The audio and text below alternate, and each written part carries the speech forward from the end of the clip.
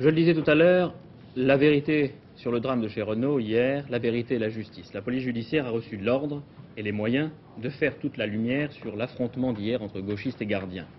Des bagarres et des incidents qui n'étaient pas les premiers aux portes de l'usine Renault de l'île Seguin. Mais hier, il y a eu coup de feu et mort d'homme. Pierre Auvernay, un ouvrier de 23 ans, a été tué, vous le savez, depuis hier soir, d'un coup de feu. L'auteur, Jean-Antoine Tramoni, a été aussitôt arrêté, il est interrogé ce matin. Ce n'est pas un des 250 gardiens de l'usine, mais un employé administratif chargé de la surveillance, selon la direction de la régie, et qui a tiré avec une arme personnelle. Alors ce matin, Hervé Chabelli, puisque je vous ai maintenant, quelle est la situation chez Renault? Eh bien, ce matin, une seule équipe de maintenance s'est rendue au travail. Les ouvriers commentaient bien sûr les incidents d'hier après-midi, mais la rentrée comme la sortie de l'usine se sont effectuées dans le calme. Et on peut dire que pour un samedi matin, le travail a été normal à la régie Renault. Alors est-ce qu'on a pu jusqu'ici éclaircir les points qui étaient jusqu'à présent obscurs? Il y a un certain nombre de points que vous allez probablement vous expliquer. Est-ce que vous avez des explications nouvelles? Oui, eh bien, tout d'abord, et vous l'avez un peu dit tout à l'heure, on connaît de sources officieuses maintenant l'identité du meurtrier de Pierre Auvernay.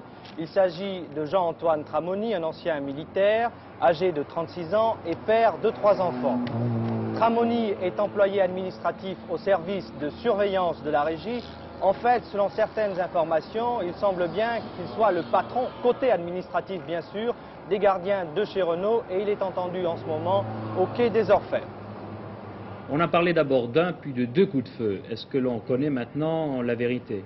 Bien sûr, ce point, il y a toujours 2 versions. Tout d'abord, les témoins directs déclarent qu'il y a eu un seul coup de feu, que Tramoni a tiré après avoir sommé par 2 fois les maoïstes de se retirer.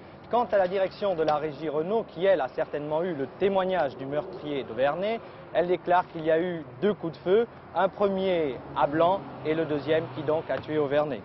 Est-ce que Tramoni avait, d'après ce que vous savez, le droit de porter une arme?